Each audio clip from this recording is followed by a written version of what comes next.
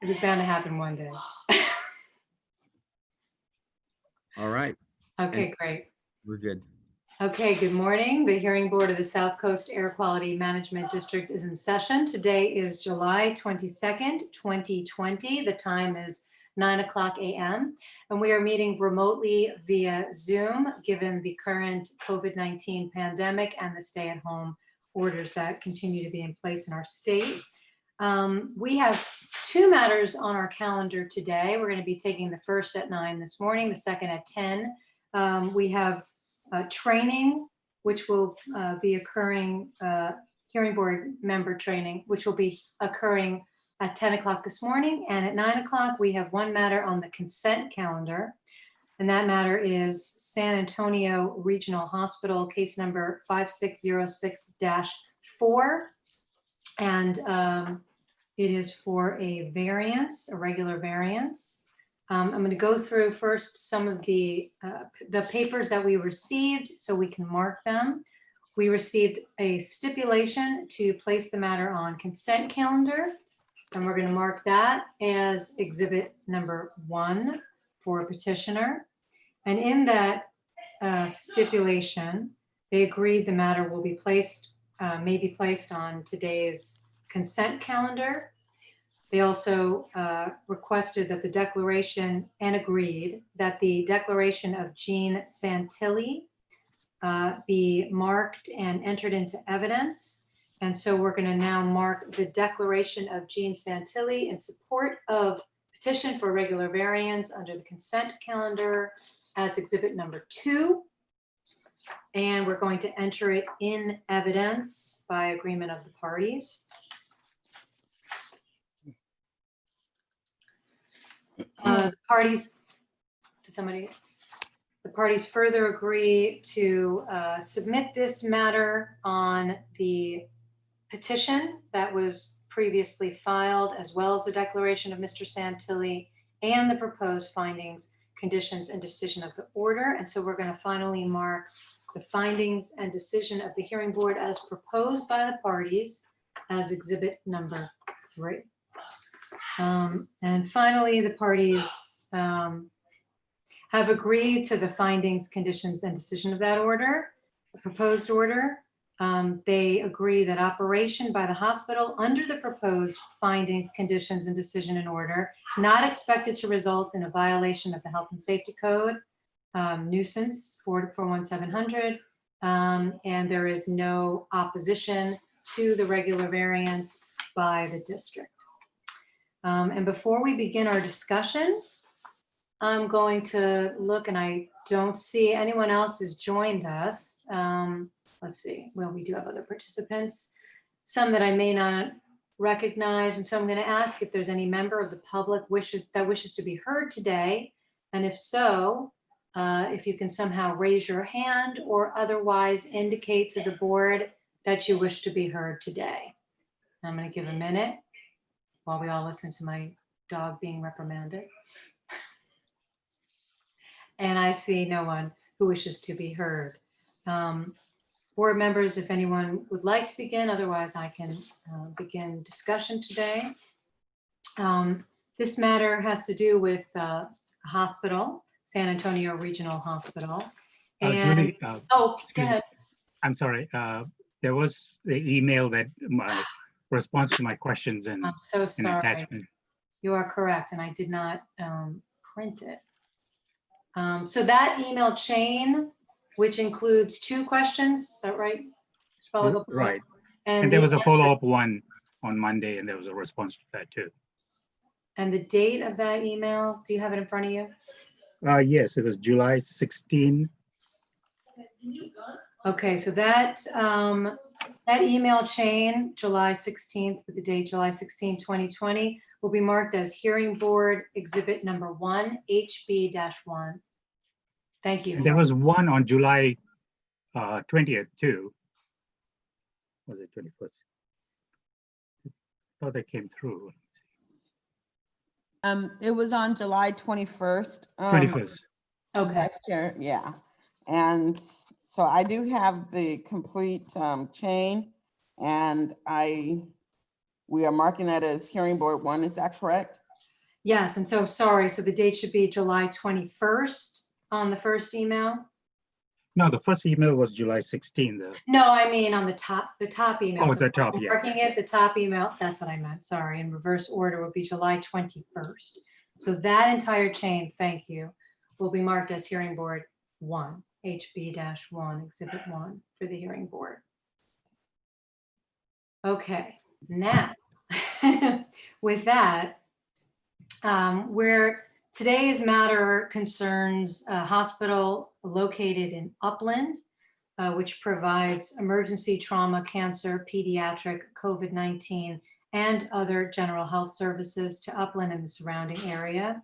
It concerns a very narrow issue, as we all know, which is merely that one of the SEMs cannot be RADA tested, which is required and was required as of, I believe it was March 31st of this year, because the equipment for which it is monitoring sustained, I don't know if I call it a catastrophic failure, it seems it, serious damage, which required extensive inspection and repair. And so it was taken out of service. It's one of their 3 cogeneration systems that they use along with their boilers for steam and for use in the hospital and sterilizing equipment, etc. However, they've been able to prioritize their use of funds, and they haven't been able to complete the repair of that cogen system. So it's out of, it is out of, I apologize. It is out of operation. And as a result, they are not able to test, but they're not using, there's no additional excess emissions. So to go through the findings that we need to make, I believe we can make them all. They are in violation of 4 rules and a condition of their permit. 2 of the rules are simply 203B and 3002C1, which require compliance with permit conditions. And then the permit condition number 6, which requires compliance with Rule 218.1 and Rule 218.1 subsection B4C, which requires RADA testing. So the RADA testing cannot be, it is beyond their reasonable control to be in compliance because the cogen system is down and out for repair, and they won't be able to have it repaired, back in installation and installed and tested until October of this year. Requiring compliance would result in an unreasonable taking of property. Compliance is not possible. They can't RADA test because the SEMS is not in place, because the cogen system is not up and running. And if they are not given a variance today, they would be subject to fines and penalties, which between now and October would essentially pile up and take valuable funding from the hospital and its essential services. That closing or taking would be without a corresponding benefit in reducing air contaminants because, as stated, the cogen system is down. So there are no excess emissions from the cogen from the cogen equipment. They are able to operate their other 2 systems as well as the boilers and get what they need. Curtailing operations, they are already curtailing as much as possible by shutting down the cogen system, and so further curtailment will not obviate the need for a variance. Reducing excess emissions to the maximum extent feasible.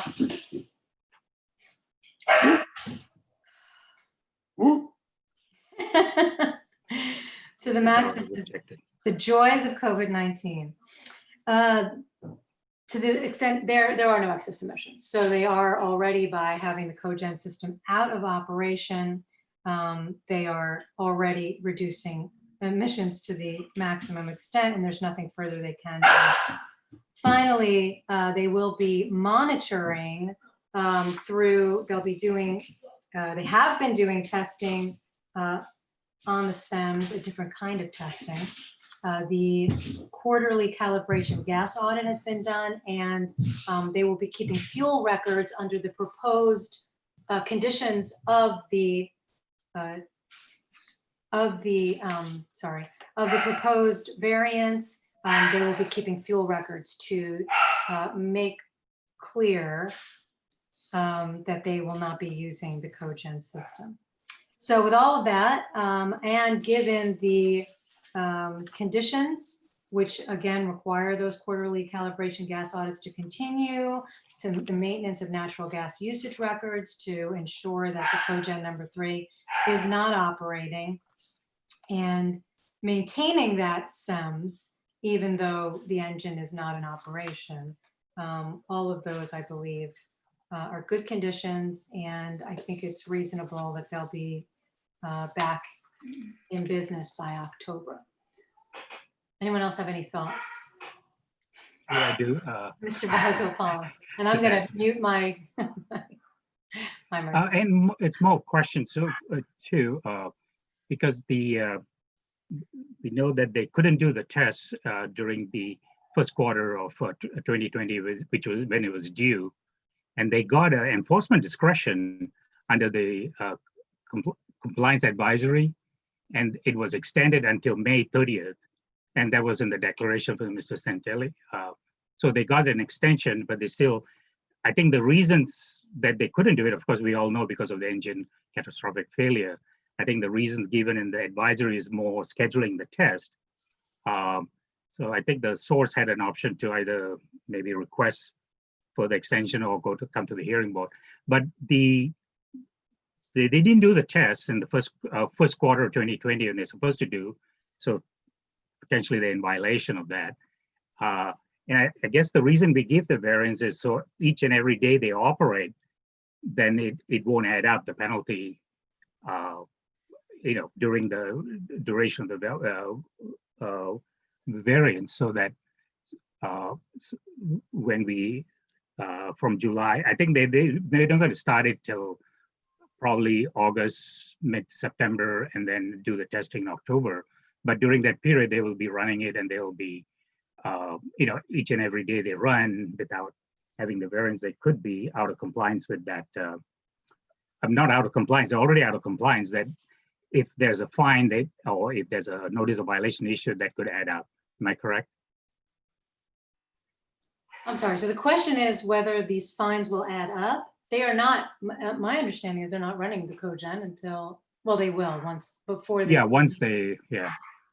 So that's why they need the variance so that. But there's not going to be excess emissions. No, there's no excess emissions. Right. Now the other, the second question I sent on the 21st to the facility was that there are 3 cogeneration systems there, and they don't always run all 3. One is on standby mode.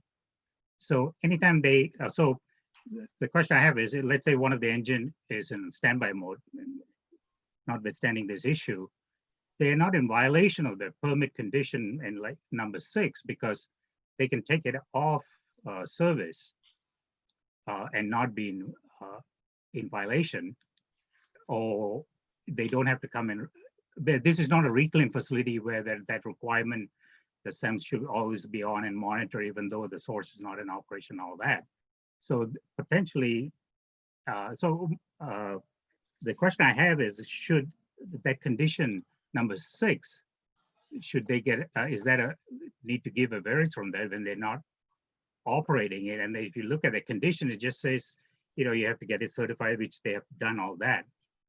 So I'm wondering if they need a variance from that condition, because a source could, if it doesn't operate, they're not in violation of the condition. If one of the cogen units is not operating, the requirement that it's not the rest of that condition. The only thing that they are requesting variance relief from in condition number 6 is compliance with 218.1.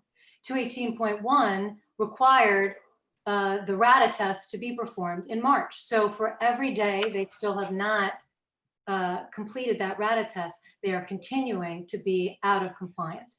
That is all they're asking for.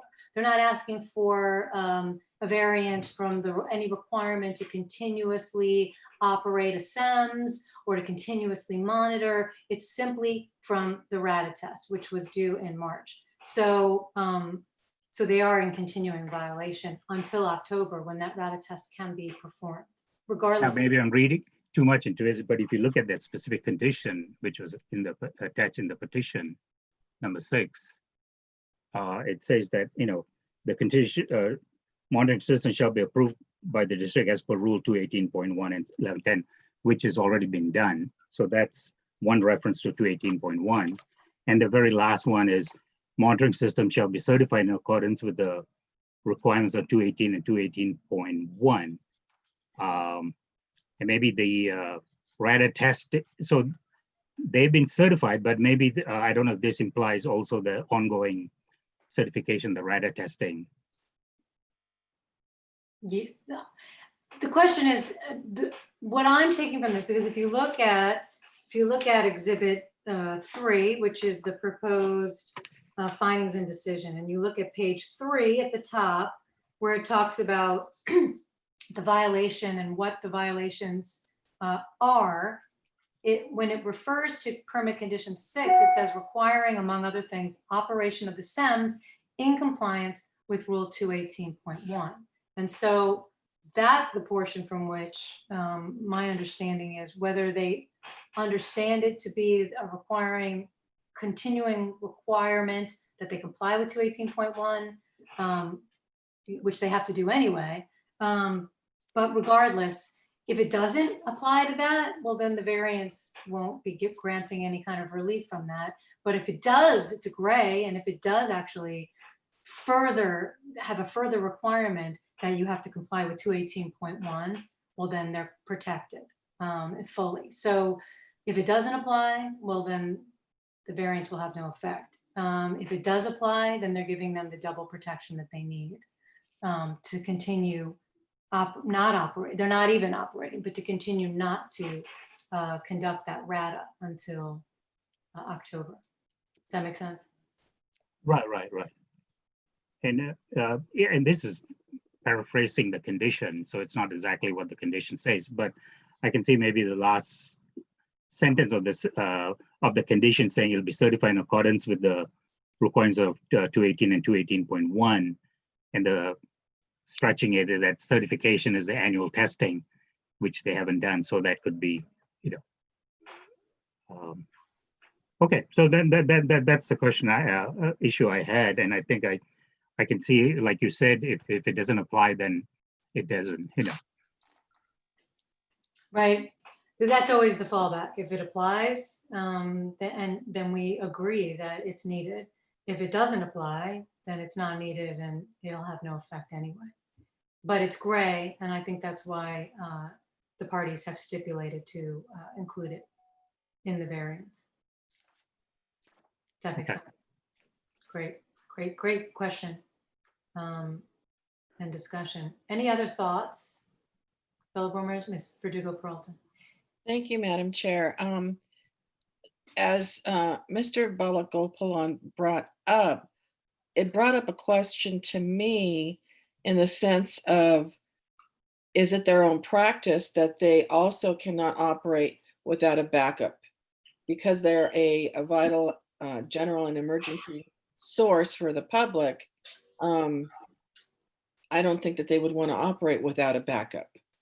So that became my question just now, which further tells me that they would indeed qualify for all of the 6 findings. The other thing that also gives me a level of comfort is the fact that they're going to be monitoring.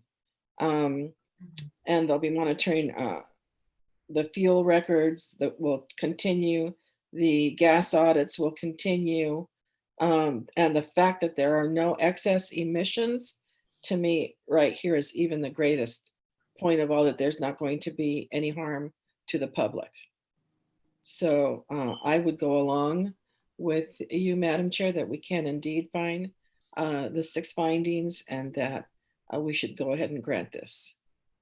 Thank you. And just to thank you, and just to point out in Exhibit 2, which is the declaration of Mr. Gene Santilli, page 3, paragraph 11 is where he provides evidence that they have determined that the hospital can obtain sufficient steam from its boilers and other 2 cogeneration systems. But it did and given that, it gave priority to other, less priority to this system and putting it back in operation than to other things for treating patients, especially during COVID. Any other thoughts before a motion? Senator?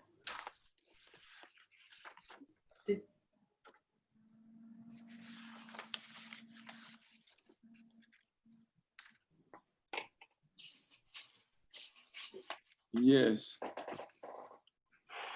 The gas audit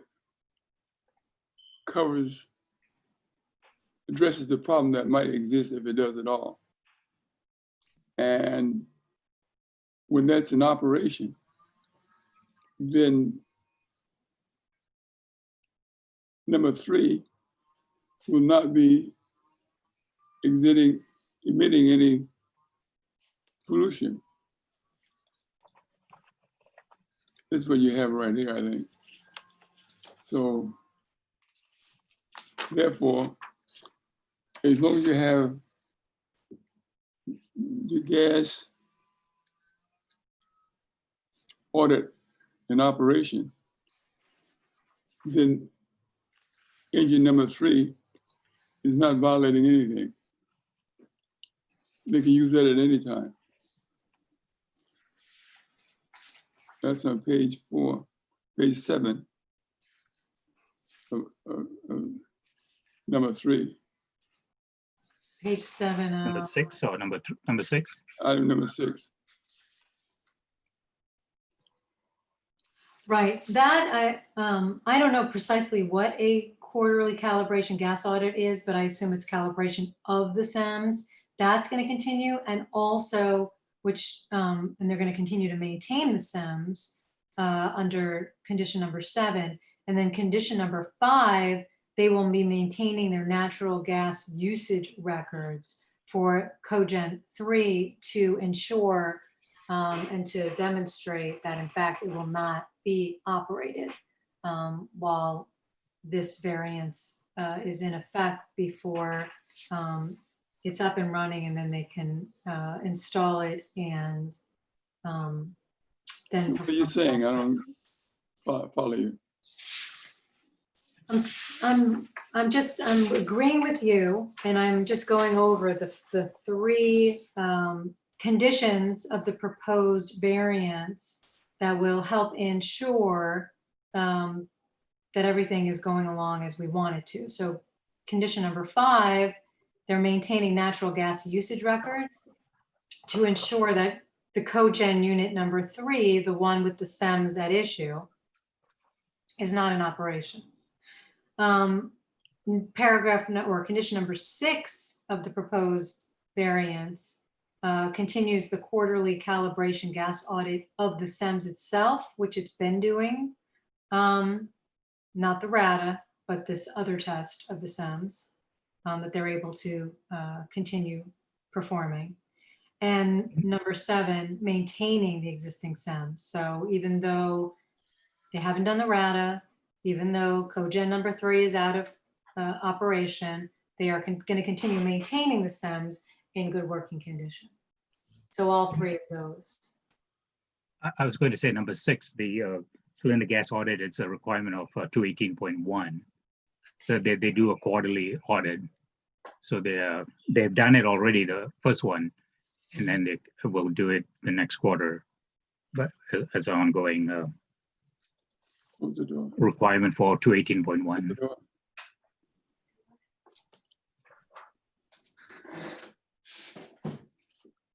So all good points. to raise. Any other thoughts before a motion?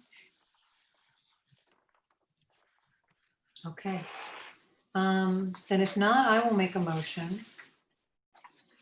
In the matter of San Antonio Regional Hospital, case number 5606-4, I move that we grant a regular variance. Madam Chair, I'm sorry. before you make the motion, Yes, the page number 6, item number B. Let's look at paragraph 1 and 2. yes.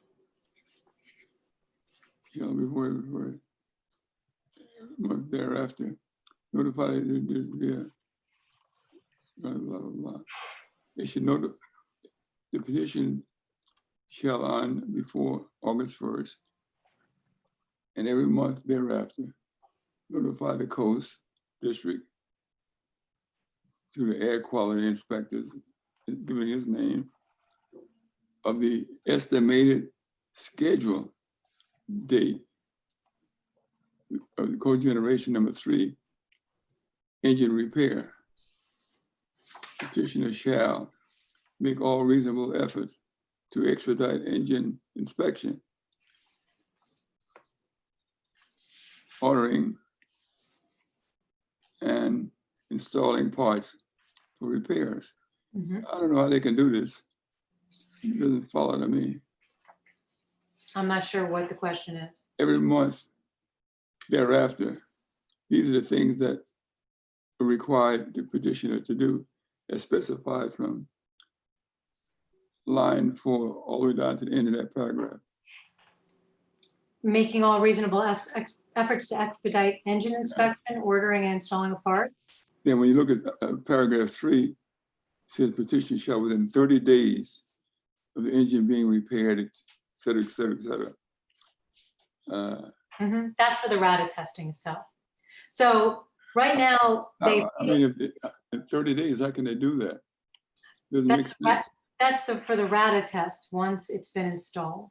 So if you go back to, let's say, Exhibit 2, Declaration of Mr. Gene Santilli. If you look at that, starting page 3, paragraph 11 on page 3,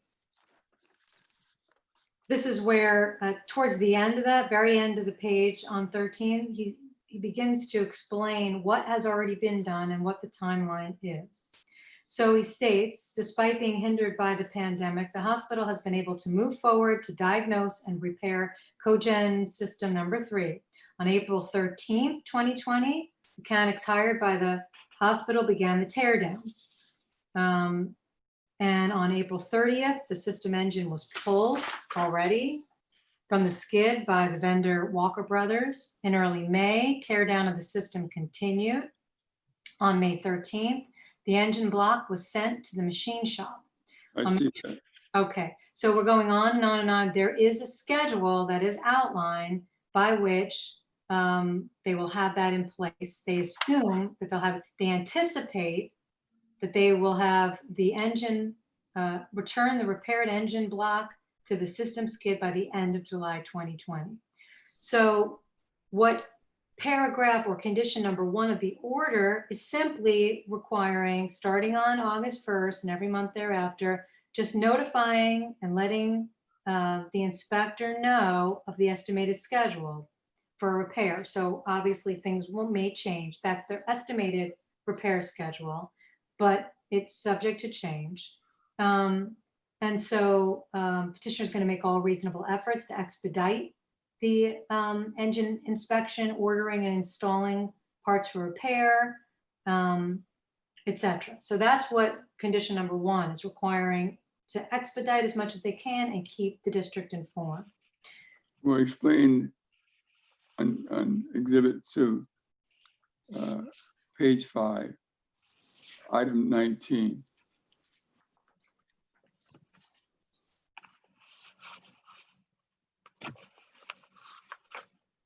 That means it's saying the cogeneration number 3 at some point in time will operate. That's correct. Once it's installed, they're going to operate That's it. prior to installation.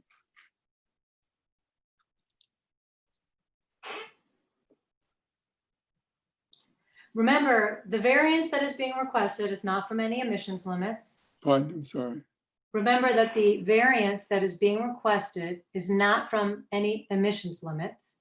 It's not to, for any kind of, to have any kind of faulty cogen operating. It's merely to excuse the test that was required for the continuous emission monitoring system, the SEMS, for that cogen unit, which cannot be RADA tested, because to be RADA tested, that SEMS needs to be in operation, sitting on monitoring emissions from a working cogen system.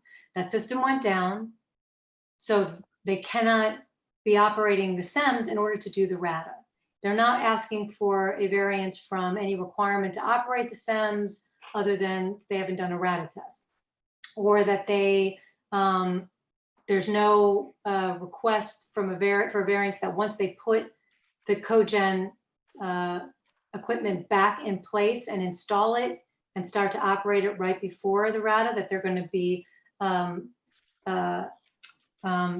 emitting anything outside of emission limits. They're not asking for any of that. This is merely a very narrow variance that they're asking the RADA test not to have to be conducted until they've got everything in place. It's operating, the cogen unit is operating, the SEMS is back in place, reading emissions, and they can do the RADA test. So even though it's going to be operating, doesn't matter in terms of what we're considering today. We're not going to be allowing them to be exceeding any emissions limits with those cogen units, with that cogen number 3. We're simply giving an extension of time with this variance for them to conduct the RADA test. What is it? The relative accuracy. What is it? What does that stand for, Mr. Yeah, it's reasonable accuracy. I should know that. It's an accuracy test. Relative accuracy testing. Of the relative, equipment. relative, yeah. So it's really just a test of the monitoring equipment to make sure the monitoring equipment is working properly. They do side by side the RADA test. It's a source test on the stack while the SEMS is operating, and they compare the two emissions, see what the variance is, and hence within the standard. So it's a side by side. They cannot do it until once the SEM is up and running. Which case, in this case, the SEM is working properly. But once the engine is running, then the SEMS is operating. Then they can run the RADA test because it's a same time frame. They have to compare the emissions, see if it's within the variance allowed by the rule.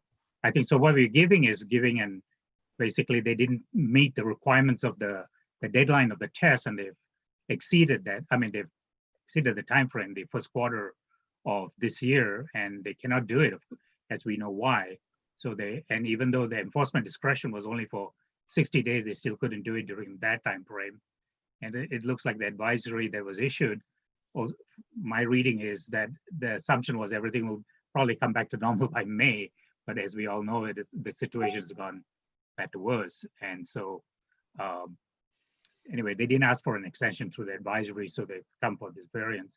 So that when they operate my understanding is when they operate the engine during the period, when they have to operate to do the RADA testing, so the number of days they operate until the RADA testing, that doesn't add up to if there's a penalty or whatever gets added to it. Right, so just I think the very important, and thank you for saying that, it's side-by-side testing. It's a source test, and it's a testing of the RADA test is a testing of the SEMS to make sure that it's reading the same amount. So whatever variance we would give today would not be allowing some faulty cogen system to emit in excess of the limit. Rather, it's just giving an extension to the test, the accuracy test that needs to be performed yearly on the SEMS, which is the monitoring system, to make sure it's working properly. So there should be no excess emission. Well, there are no excess emissions. And what it ensures, the RADA testing, is that the confidence that for the next year until the next test, the SEMS is relatively accurate in monitoring the emissions until the next test, a year from the last test, and then do it again and so forth. Does that answer the question, Senator? Did you Yeah, I still got have two any other more. questions? Oh, go ahead. On page 6 of number 3, Mhm. you have paragraph B1. I don't think we covered that one, did we?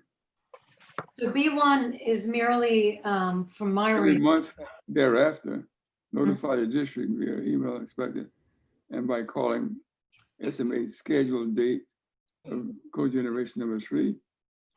Engine repairs petition shall make all reasonable effort to expedite engine inspection, ordering and installing parts.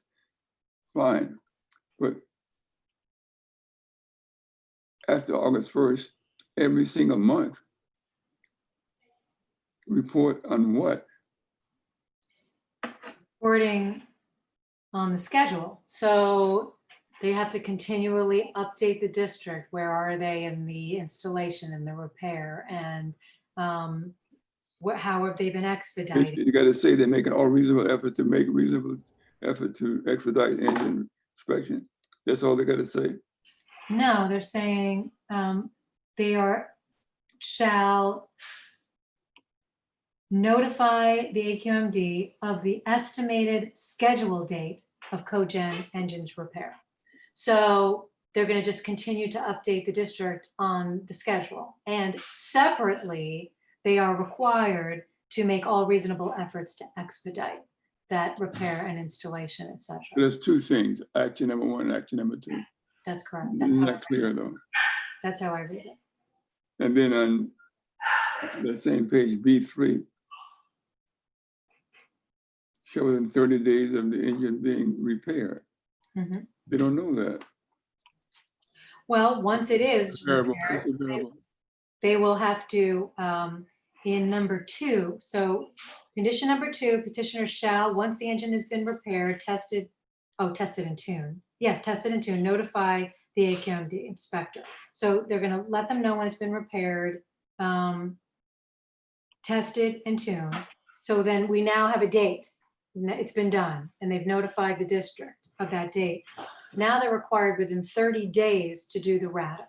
And all of this is required to be done between now and October 31st. So the October 31st is the outlying deadline by which everything has to be done and the RADA has to be performed and they be in compliance with condition number 6 and 218.1. And also they have to, within 30 days of having the engine put back and installed, everything tested, it's running, it's tuned, within 30 days of that, they have to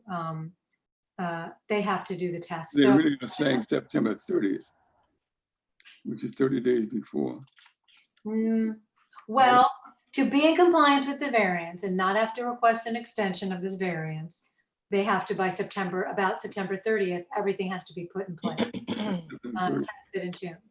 Everything has to be done. But this allows for something earlier. So say they're done by August 31st. They could be done by August 31st. That would mean that the RADA test would occur the end of September, not October 31st. So October 31st is the outside date, but this condition number 3 allows them to do it earlier. There's a requirement, you can't sit on it. Once you've got that engine in there, you've got to RADA test the SEMS within 30 days. All right, thank you. That makes sense? Great. Anyone else have any thoughts before a motion? Okay, great. Then I will start the motion again in the matter of San Antonio Regional Hospital, case number 5606-4. I move that we grant the regular variance that is commencing today and continuing through October 31st, 2020, which is the final compliance date, could be earlier, depending upon, as we stated, condition number 3. I further move, and that's based on our ability to make all of the 6 findings. I further move that we adopt as part of that variance, what is found in exhibit number 3, the proposed findings and decision of the hearing board. I will make no changes to it with the sole exception of inserting on page 7, paragraph 9, a date Well, I guess before I do that, Madam Clerk, do you know if there are any outstanding fees? There are no excess emission fees. There are no outstanding fees at this time. Okay, then I'm going to, as my motion, I'm sure the parties would agree, remove condition number 9, because there are no excess emission fees and all fees have been paid. And so that's an unnecessary condition. And with that sole change and exception, there are no excess emissions anticipated from this variance. And I will ask if there is a second. Second. Second. Okay, Dr. Bernstein seconds the motion. Is there any discussion on But that? you deleted, I deleted, my motion would be to delete condition number 9. Alternatively, we could leave it in, but it would have no effect. Condition number 9 simply requires petitioner to pay all applicable fees. It says except for excess emission fees, because there would be none, because there are no excess emissions. To the clerk of the board before whatever date we would be putting in, or the variance will be invalidated. This is placed in every variance because we want to make sure that all fees are paid. Otherwise, the variance would be invalidated under that rule. But in this situation, the clerk of the board has stated that all fees have been paid and there are no excess emission fees. have been paid. They have been paid. Okay, very good. Okay. So the motion has been stated and seconded. Any other discussion on that motion? Mr. Balagopalan, how do you vote? I would, yes, and not because this is my hospital. I'm 2 miles away from here and my center hospital, but because they have not done that RADA testing, so they need that coverage. Okay, so you're not biased in any way, is that No, correct? not biased anyway. Yeah. Thank you. Ms. Verdugo-Peralta, how do you vote? Aye. Senator, how do you vote? Aye. Dr. Bernstein, how do you vote? I vote aye. I vote yes, motion passes 5-0. Thank you for an excellent, as always, discussion. And I apologize to the public who might be viewing this webcast and to my fellow board members for the interruptions with my barking dog and screaming child. Is your dog? That was my dog. Southern got resolved. She is a piece of work. Anyway, so So we what are supposed to log out and then come back on at 10. that is correct. So what we're going to do is we're going to take a 15-minute break. We're going to all get out. And the reason for that is because this hearing gets recorded and webcast, but our training session will be recorded, but not webcast. And so we need to give Paul and his team an opportunity to stop it. Madam Clerk, you have. Yes, I just want to remind the parties that you do have consent calendar documents for tomorrow's case, and we do need to hear from you regarding that. You mean because- hearing board members, me included, Yes. is that correct? Hearing board members, yes.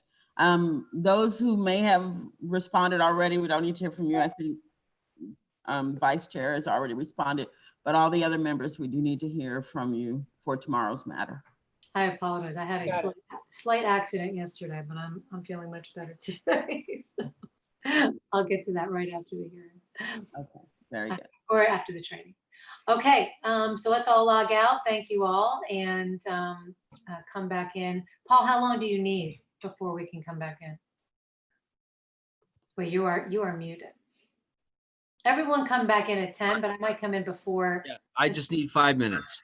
Okay, I might come in earlier just to see if I can share my screen. You got it. Okay. All right, thanks everyone. We're adjourned.